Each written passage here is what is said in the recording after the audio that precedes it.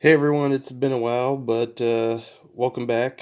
We had a win a box event for our first locals after not having locals for a while, and I brought Universe 3 Hatchhyack and ended up winning the box, so I just want to go over the deck profile with y'all. So, real quick, so if you're unfamiliar with the leader, you can only play black battle cards with this. It also has an effect on the both sides of the card. And when a battle card attacks, you can't attack with any other battle cards with energy cost 7 or less other than the card that just attacked for the duration of turn. So it's really good at shutting down a lot of aggro. And that effect goes for you and your opponent. It has activate main. You put a card from the top of your deck underneath it, put a card from the top of your deck into your drop, draw a card, once you have three black cards underneath this card, then what you can do is awaken, and when awaken, it draws a card. Now, on the flip side is the good part. The flip side basically has the same effect, but when he attacks, he gets an additional 5k, and you get to draw a card. So when he swings, he's basically a 20k attacker, forcing cards out of your opponent's hand unless they want to take life. We'll go over some of the cards first. First off, if you're playing Hatchhyack, pretty much everyone playing Hatchhyack should be playing this engine. It's your Kid Coos just because it allows you to be really defensive, and it grabs 4-star balls. So it's 4 and 3. So you generally want to see Kid Coo turn 1. There's another card you could want to see turn 1 as well, but with Kid Coo basically allows you to go get a Dragon Ball, and then you can combo off to defend your Hatchhyack, bring it back on your turn, and you can even combo it onto your Hatchhyack to make sure your Hatchhyack's swinging for more. It's just a very versatile engine with this deck. Since we are running Kid Coo, we run one uh, vanilla card. It's just in there for utility. You can grab it. It can swing down a lot of battle cards, and it can pressure life if they're at one life. Just because it's 30k beater, and we wanted access to grab one, so there's just one of those. So now we will go to some of the new stuff. So we're playing the Universe 3 Catoplasia engine. This engine is just generically good and can be played in a lot of leaders. I've been testing this engine out in Skillless and Soul Striker and Dimitra. It's just a really good engine, and it fits really well in Hatchhyack as well. Basically, you play this card, you look at your top 7, you grab a Universe 3 card and put it to your hand. And then for 1, Sonic Justice Catoplasia evolves onto it. Now, Sonic Justice Catoplasia is a dual attack and barrier, and it has a niche little ability that you can pay 1, and when opponent's battle card with an energy cost 4 or less attacks, you can negate the attack. So I actually never use that ability all day, but it's just there just in case you need to. And then for 2, you can evolve onto this. Catoplasia Righteous Fury. That's critical double strike. And when you play this card, you get to draw a card and warp one of your opponent's battle cards. And then that evolves onto the big boy, which this card is just game ending. It is so good. It has all the keywords you'd want to see on a card. It evolves onto 1, and when it evolves, it comes into play in active mode. But it has critical, double strike, dual attack, and barrier. So basically, once you get to see this card, you should be closing out the game. If it's not killing in that turn, you're still making them either combo out of it, losing cards, or they're just taking so much crit damage it's hard to stabilize and come back. Because you're just trying to build advantage and keep advantage in this game, and this card definitely builds advantage and will help you keep it. Going to the rest of the deck. Try to do this somewhat quickly. So the only negates we play are in the main are 4 Power Burst. Power Burst is just great in this deck because they can pop your Kid Coos. You can get your Kid Coos back with Power Burst. You can get a black battle card with energy cost 1 or less. If they happen to deal with these before you're able to go up your Universe 3 engine, Power Burst can grab these back. So it's just very versatile in this deck to have Power Burst because it'll let you get your 1 drops and start netting advantage through either of these. So And it's also sparking, so it can be for free. You can negate stuff when you're tapped out. Next, we're going to go through our Ghost Warrior package. Ghost Warrior, we got Lord Slug. Uh, Basically, in this deck, you end up playing it for free by taking battle cards from your drop and putting it under your deck, and then you get to play it for free. And then this basically warps one of your opponent's battle cards, so it can basically deal with anything that does not have barrier.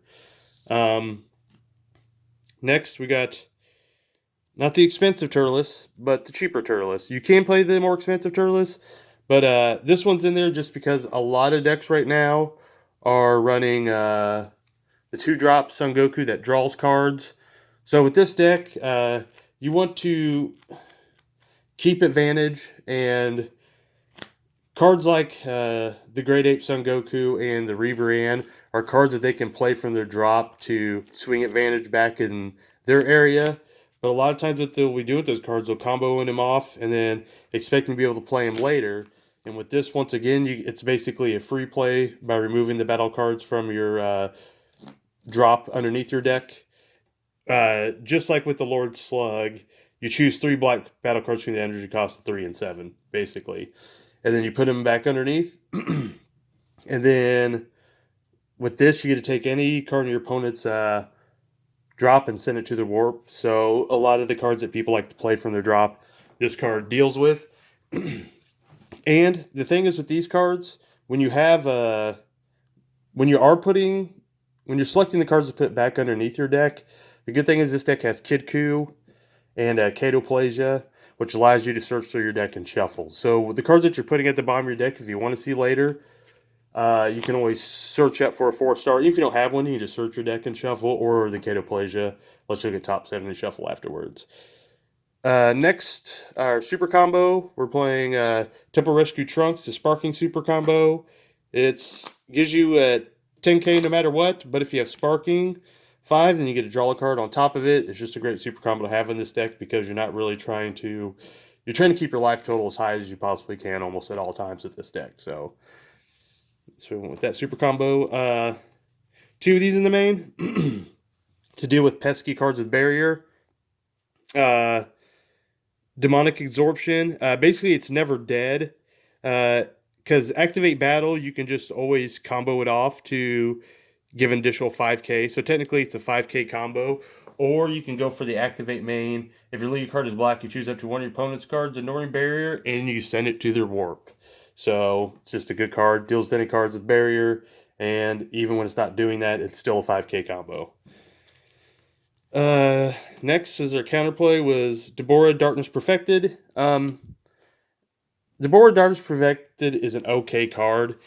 It's not a great counterplay, but in black, you're kind of limited on the counterplays you can run, but you still want to have it in your deck. If all your energy is black, which it will be, you reduce the energy cost of your hand by 1, so it plays for 2.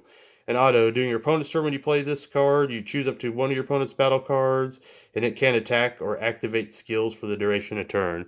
So it can shut down a big attack. If they have any like autos that activate when it attacks, or like activate main, it won't stop come into play effects because it'll get those. But any skills that it has after that, it'll stop, and it'll stop an attack. So still good. We're playing Dr. Lychee, the blocker, the 3-drop blocker, which a lot of times you are actually playing it for 2 because you can play it out of your drop. And when you play it out of your drop, you mill 2 cards and it comes into play. It's good to have blockers in this deck just to keep your life total high. Just a good card in the deck. Next, we're playing 2 Shinron. Figure Majesty. It's a great card. You basically play it out for 4, but you want to be careful because so many counterplays right now.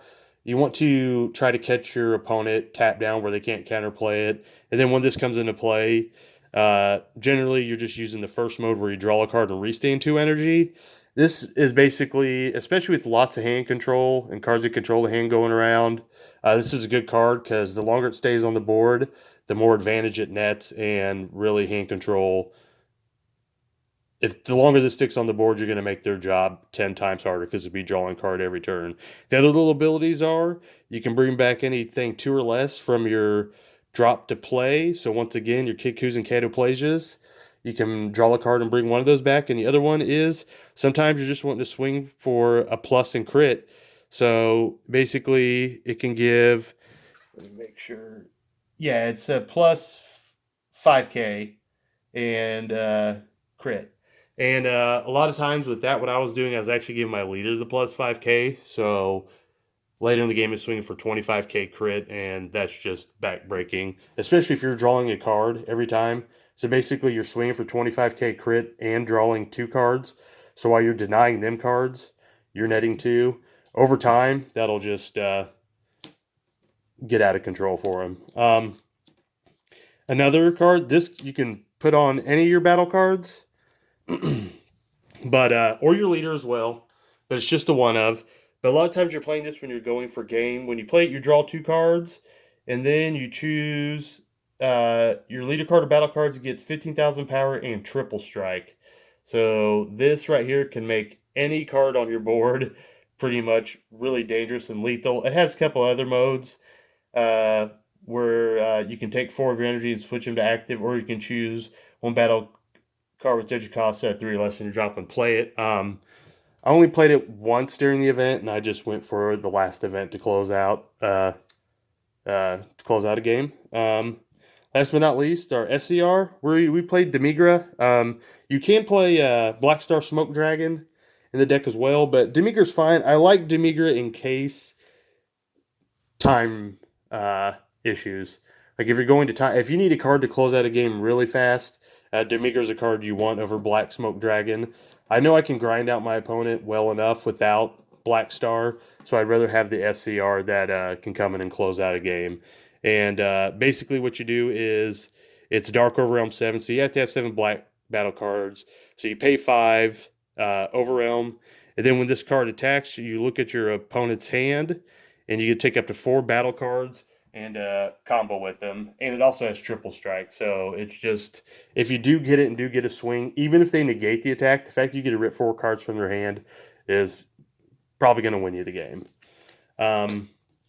So we'll go over the sideboard real quick just because, like I always say about sideboard should always change with the meta. But Petrification, I wanted more negates in my sideboard for the aggro decks that were out there, and Petrification's really good because basically if your leader card is black, you get to negate the attack. Then you may choose 1 card in your hand and you place it in your drop. If you place a card in your drop, then you get the second effect. You choose up to 1 of your opponent's battle cards, ignoring barrier, and it can attack. It can attack, be placed in your opponent's combo area, or activate skills until the end of turn.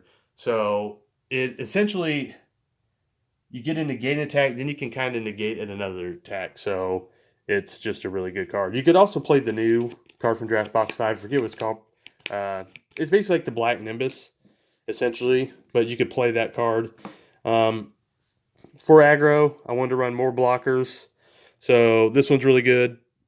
Spring Kite Time Regulator. It just comes in and it draws you a card and sits there to block. So, we played another counterplay on our board, Gerunds Survival of the Fittest. It never came in. I never saw any Gogeta 7, but there are other things you can bring this in besides Gogeta 7. Like, it just keeps you from having to put cards from your hand back to your deck. And there's still a lot of blue-green cards that want to do that. So if you think they're setting up a turn to Android 18U, or the super combo, the blue-green one, and start sending cards to the bottom of your deck or anything, if you can catch them with this counterplay, if they try to play battle card that they're wanting to combo in, it could help you out, but I never put it in, so that might probably be cut. 2 more demonic absorptions, 2 are in the main, just more ways to deal with barrier. Move on.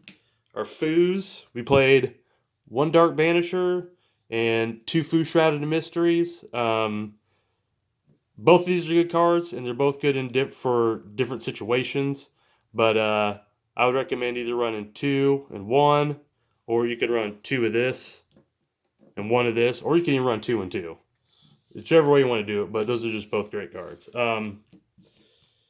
we had Super Kamehameha, 1 in our sideboard, and basically the reason I run a 1 because a lot of times you're above 4 life. You can play it regardless, even if you are above 4 life, and you play it for free if you're at 4 life or low. But a lot of times this is just to, if you're trying to stick some of your Kato plays your engine, there are counterplays that can deal with it, and or just any other card. But this is just a way to counterplay battle card. So it's just 1. Another way to fight those types of cards. This bad boy, a lot of times what you're doing, you're just comboing it off, and then later on, activate main. You take it from your drop to your warp. Do you draw first? I can't remember. Hold on, I have to read. Either then choose 2 cards in your hand. No, first you got to choose 2 cards from your hand and place them at the bottom of your deck in any order, and then you draw 2 cards. And then from that point, if your opponent plays any battle cards, which are the counterplay battle cards, which are 20,000 power or less, they have to choose 2 cards from their hand and send them to their warp. So basically, before you're trying to play out cards you don't want counterplayed by like Vegeta the Cruels or Champa the Tricksters and whatnot, you're going to want to do this effect first. So even if they think about counterplaying, they're going to have to send cards from their hand to their warp and have to pay for it. So that's it. Altogether, I did not drop a match, but I did draw 1 match, and it was against Surge Piccolo. I think I actually got lucky in that Surge Piccolo matchup only because he beat me game 1. I beat him game 2, and then game 3, we didn't have time to finish. But I was joking with him because he did not have Violent Predator in his sideboard anymore. So I got kind of lucky because if that deck just sees Violent Predator if this deck sees Violent Predator, and you're just done. But I got lucky and didn't. So that's all I got for you guys. Thanks. Bye.